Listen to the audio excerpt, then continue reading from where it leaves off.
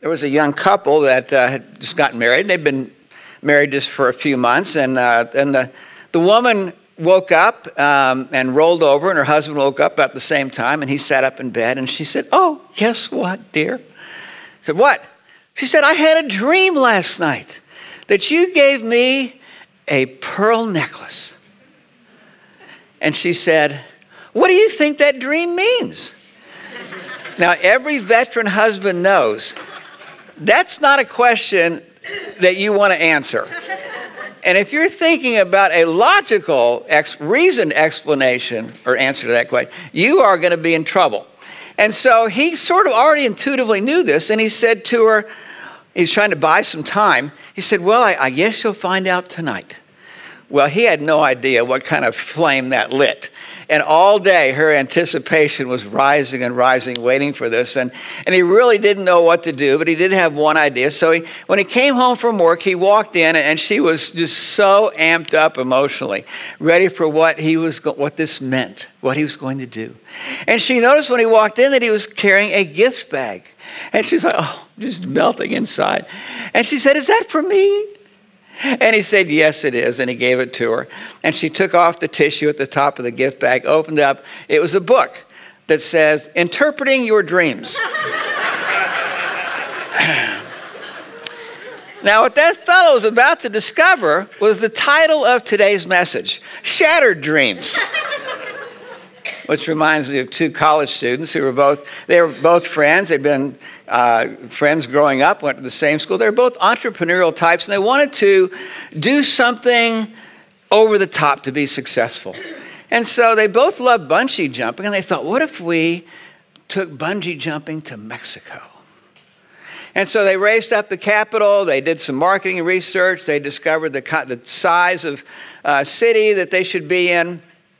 And they went to that. They took all their equipment. They built a tower near the plaza downtown of the little town.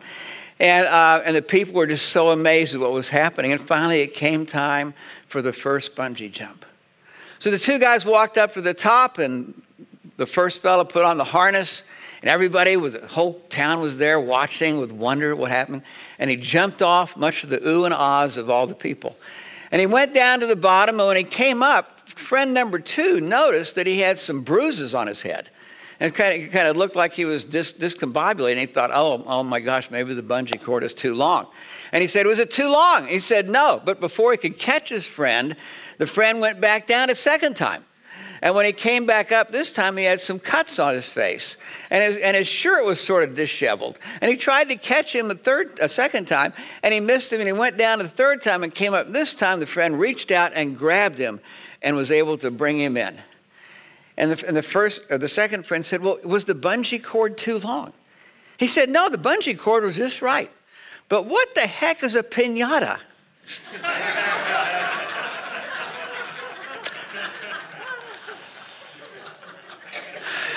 Shattered dreams.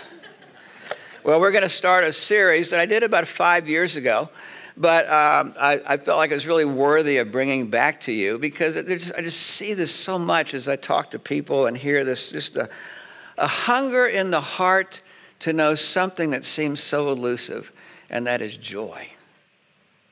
Joy.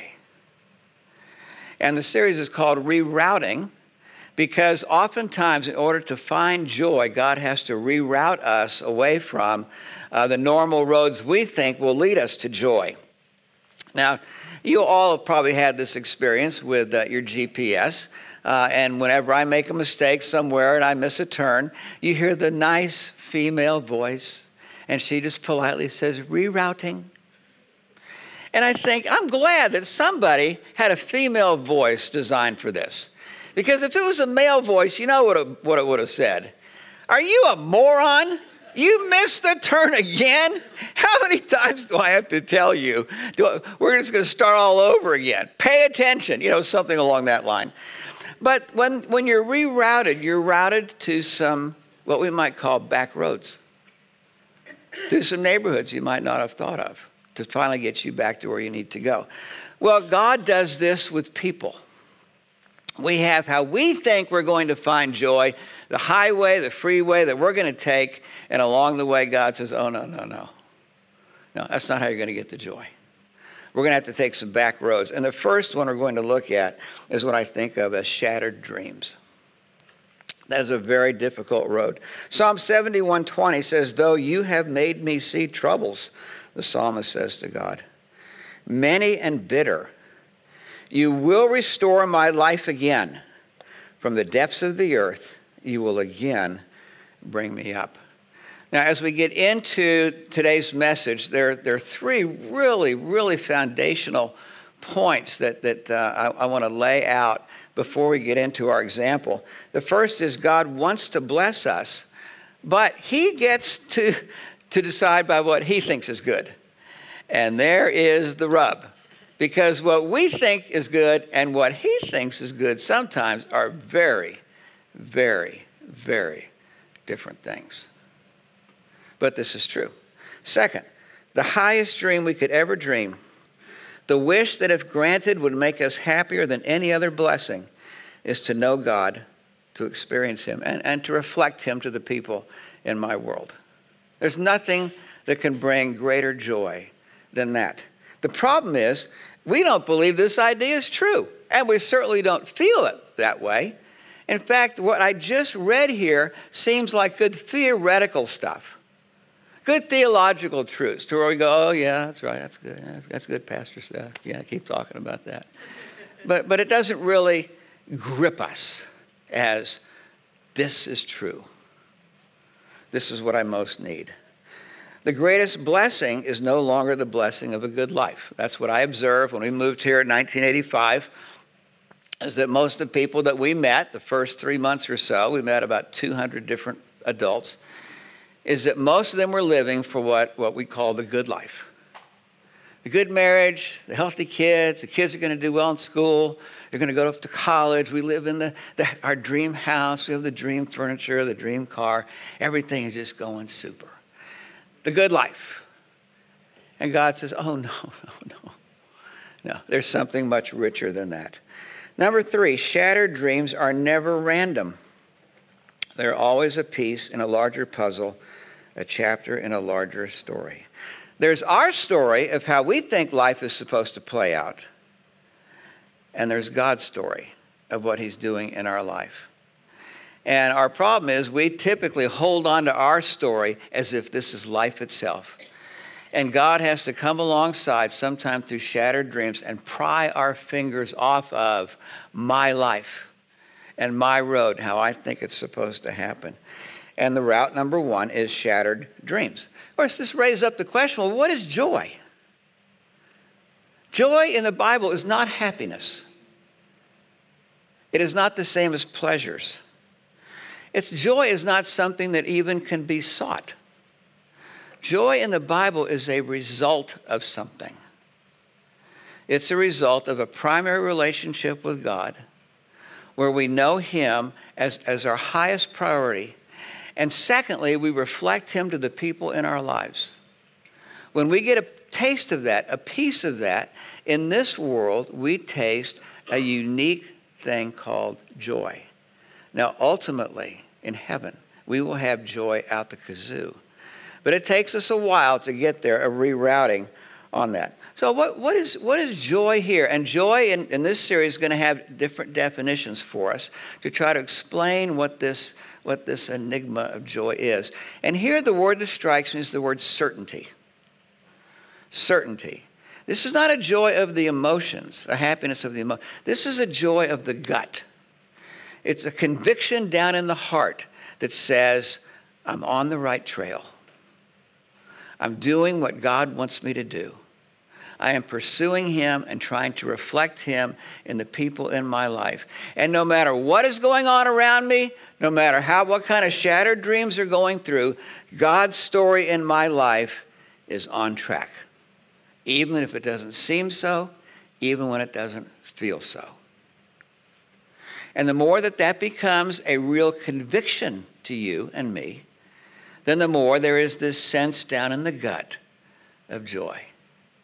It's sort of like there's a sense of, I know I'm on the winning team. I know that when this life is all done In heaven, I will get to fully see how the redemptive God used even the worst of things that I could not imagine we'd ever go through for my ultimate joy. This is where we're headed, God's redemptive story. Well, I'd like to do a case study of this. This is on the inside of your handout. An example of how this was lived out. In Matthew 4:20 and 21, at the very beginning of Jesus' ministry, two other brothers, James and his brother John, they were in a boat with their father Zebedee. They were fishermen preparing their nets. Jesus called them, and immediately they left the boat and their father and followed Jesus. This is the call to discipleship. But the call to discipleship, to become a Christian, is not to sign a clipboard with my name and contact information. Or it's not even to say, Jesus, you can have my contact information. It's something very different. There's a cost to discipleship. Whoever does not bear, if anyone comes to me and does not hate his own father and mother, wife and children, brothers and sisters, yes, even his own life, he cannot be my disciple. Now, Jesus is speaking with hyperbole. Hyperbole is simply exaggerated language to make a point, to drive home the point. And the point here is that if there is any, in your heart, if there is any person who is of a higher value to you than Jesus, you're going to find this isn't going to work too well. Even a husband or a wife. He's not saying to hate our husband or wife or children or anything, but in comparison, the difference of value should be so significant that there's no question about who is most important in your life. Husband or wife, children, brothers and sisters. Verse 27, whoever does not bear his own cross and come after me cannot be my disciple. What's he saying here about bearing your cross? When I grew up, my mother said everybody has to bear their own cross, meaning suffering. That's not what he means.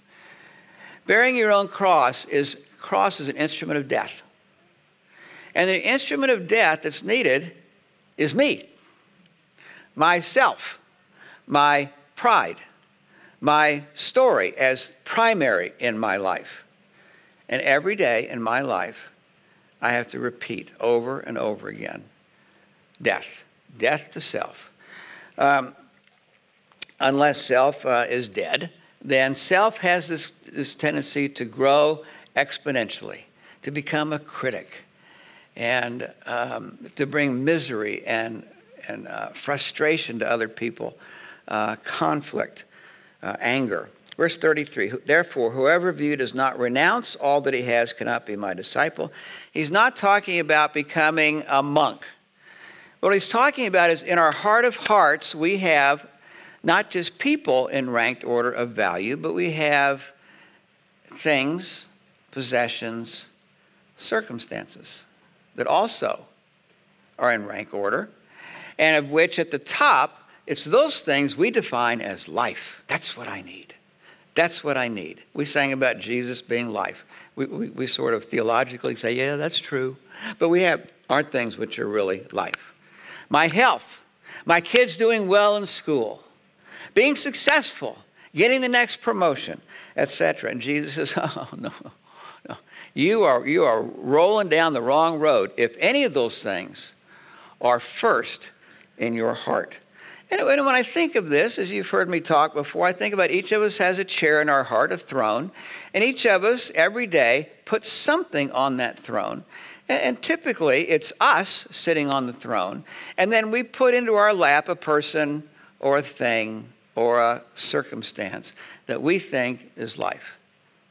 In other words, we live as the king of our heart. And what the scriptures tell us is we make bad kings. We make bad kings. The birth of lesser dreams. Mark 10:33.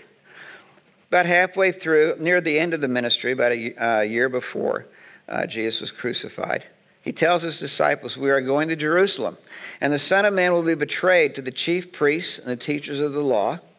They will condemn him to death and will hand him over to the Gentiles, the Romans, who will mock him and spit on him, flog him and kill him. 3 days later, he will rise. Now, he tells his disciples this at least 7 times in the Gospels. And you would think that this would have made a difference. But it was fuzzy every time he said this to them. Notice the very next verse, verse 35.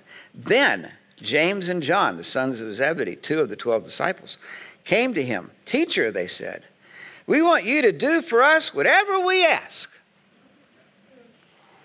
What do you want me to do for you? He asked. They replied, let one of us sit at your right and the other at your left in your glory. And what they imagined was that Jesus was going to go to Jerusalem, but instead of being arrested and mocked and spat upon and crucified, he was going to become the Jewish Messiah that was the king of Jerusalem again and would overthrow the oppressors, the Romans.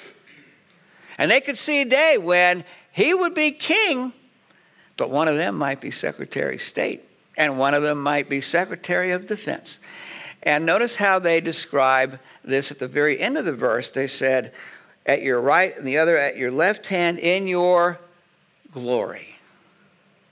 And here we get a little window into what their heart was, the top thing, and that was a sense of importance. Now my life will matter. Once I was a lowly fisherman, but now I followed you for 3.5 years, 3 years, and there's coming a day when you're going to be the Messiah and the King, and instead of being lowly fishermen, we're going to be somebody. We're going to matter. Jesus, I can imagine him shaking his head. He says, you don't know what you're asking.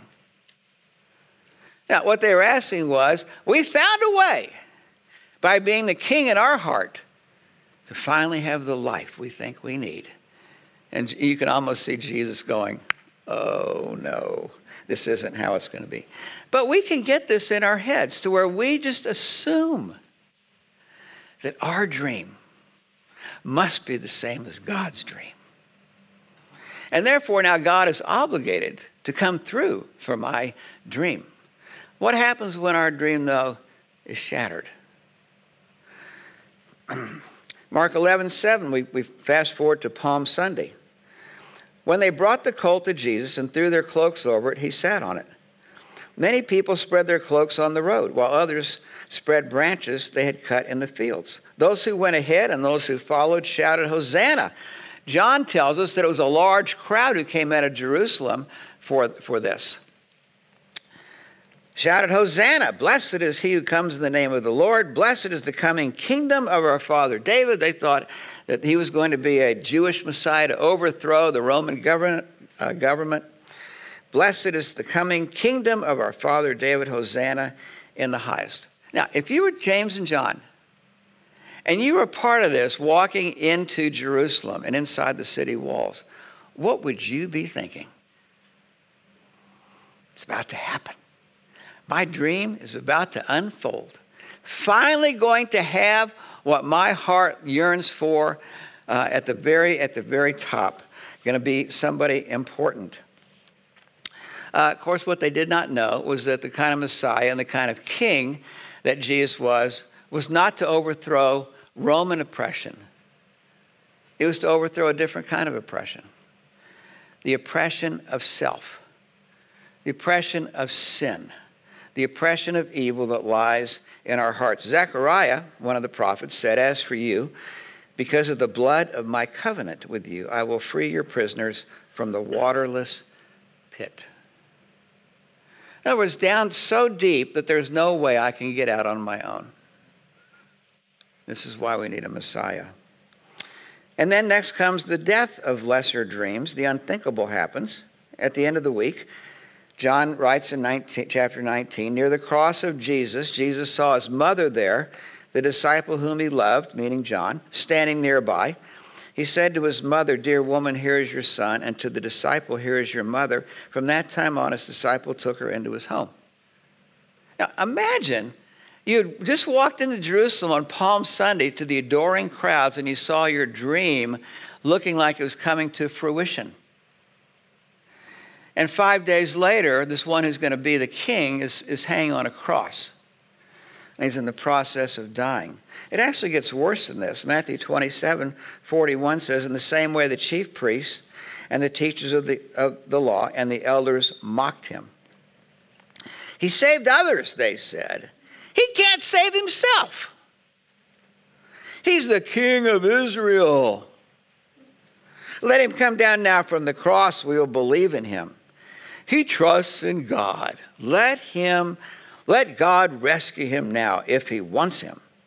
For he said, I am the Son of God.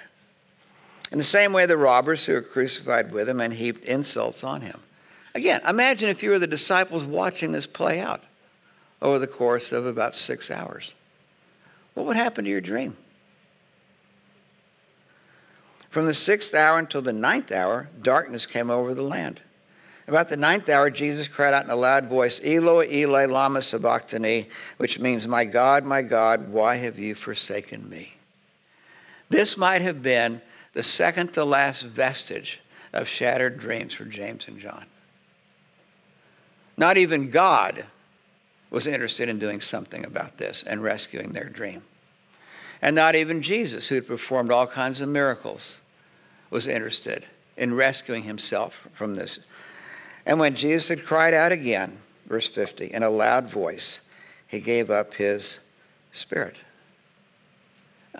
This is shattered dreams, an example of shattered dreams, where James and John had a picture of their future, the glorious future of being important in Jesus' kingdom in Jerusalem, where he's the king, and he is now dead.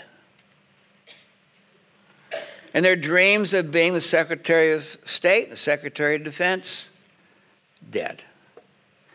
And we picked them up just a little while later, cowering in a small little room, afraid that they're going to be next. And their dream looks like it is completely over. There are a lot of dreams that shatter in this world. There have been some that Mindy and I have experienced. And there are probably some that if you're old enough, you've experienced some of these too. My mentor used to say that midlife crisis was simply the loss or the realization that the dream that I thought I had to have is probably not going to happen. And that produces a crisis. Well, you don't have to be in midlife to have that kind of crisis happen. You can be young. You can have a child that comes down with a terrible illness that you never thought. You can watch a spouse die, even when you're healthy. There have been people who have lost their jobs, lost their income, lost their life's work. There are lots of ways shattered dreams happen. On the back of your handout, Easter comes. And with Easter comes the birth of greater dreams for these fellows.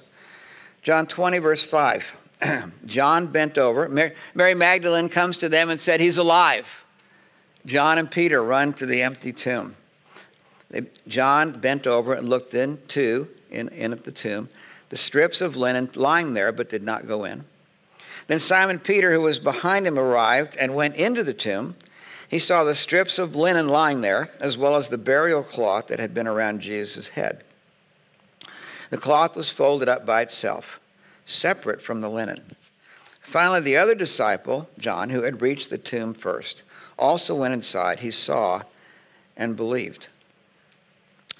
On the evening of that first day of the week, verse 19, when the disciples were together and the doors locked for fear of the Jews, Jesus came and stood among them and said, peace be with you.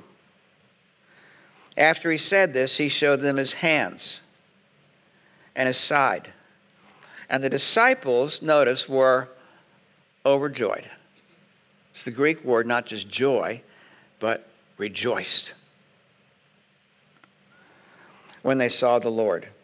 And Jesus said, peace be with you. As the Father has sent me, I am sending you. Now, what's happening here? What's happening is a shift of story. Up until this time, my story had been the most important story. And God's job was to make sure my story occurs. But here at the end, he says, I am sending you. And the shift of story is God's greater redemptive story is now the key storyline in my life and in every Christian's life. To know God and reflect him to the people in my life. And as I am doing God's redemptive story as primary in my heart, then God is also doing his redemptive story in me. He is changing me. Romans 8:28 says, we know that in everything God works for good with those who love him, who are called according to his purpose. It's not that everything is good. Sometimes things are tragedies. But our redemptive God takes even the worst of things that happen and uses them redemptively to shape us, to shape his story in us and to shape his story through us. For those whom he foreknew, he also predestined to be conformed to the image of his Son. Meaning is that this work of heart transformation inside of who I am, this ugly self at times that needs an overhaul, this is the ongoing process that happens every day in my life. Conformed to the image of his Son, in order that he might be the firstborn among many brethren. And those whom he predestined, he called. Those he called, he justified. Those he justified, he also glorified. Meaning at some point, this process of becoming like Christ will finally be over in heaven. Day one, second number one. Now, what we have here in these verses is the joy of certainty. God's story is the prominent story of life. And if you are a Christian, you are grafted into that story. And God's redemptive story is now at work in you and through you out to people. And what this is supposed to do is to give down in our gut a conviction. We're on the right team. And the real king is now in charge of me. Hebrews 12:2, looking to Jesus, the pioneer and perfecter of our faith, who for the joy that was set before him endured the cross, despising the shame, and is seated at the right hand of God. He illustrated this on the cross. The joy that was coming was enough to endure the pain of the cross, a shattered dream. But even that was a lesser dream. Sometimes shattered dreams are God's ways of rerouting us and shaping us. When I was growing up, my dad was an amazing card player, and he taught me how to play bridge. And I loved to watch my dad play bridge because he could count cards of all the different four suits and what was being played. And as he neared the end of each of the hands, he pretty well knew what each of the cards were in his partner and the two other people to his left and right of him.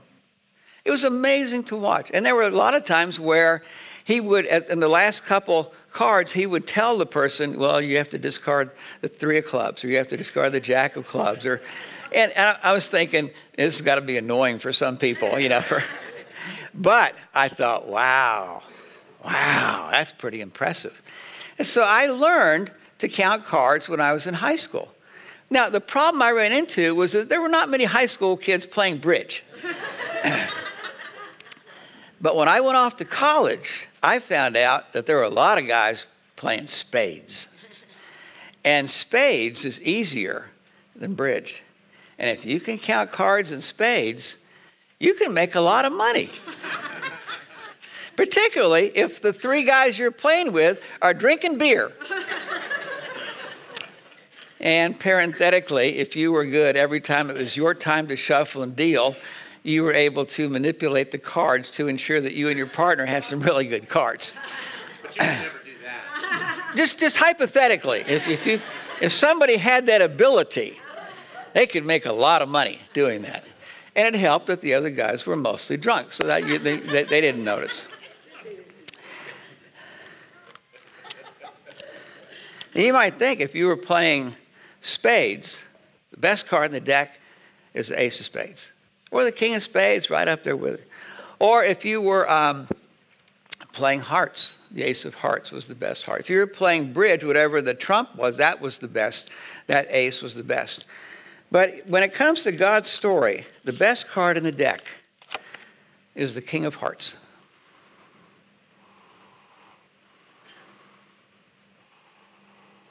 Now, it's not enough to know that the king of hearts is a great card. It's not enough to say theologically, oh, that's good. Yeah, Seth, I'm with you on that. Jesus is the king of hearts. Is he your King of Hearts? Is the question. Is he my King of Hearts? Shattered dreams are always meant to deepen this reality in us. Let's pray together.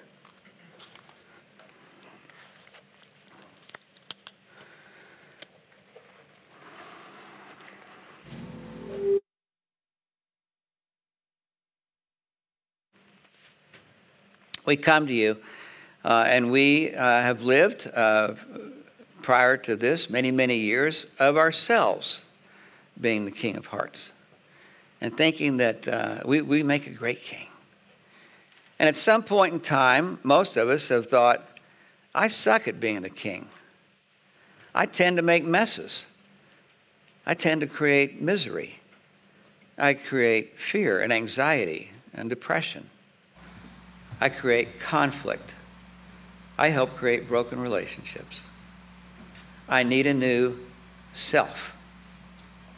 I need a new king. And my question to all of us today is, who really, really, really is your king? Not theoretically, not theologically, but personally.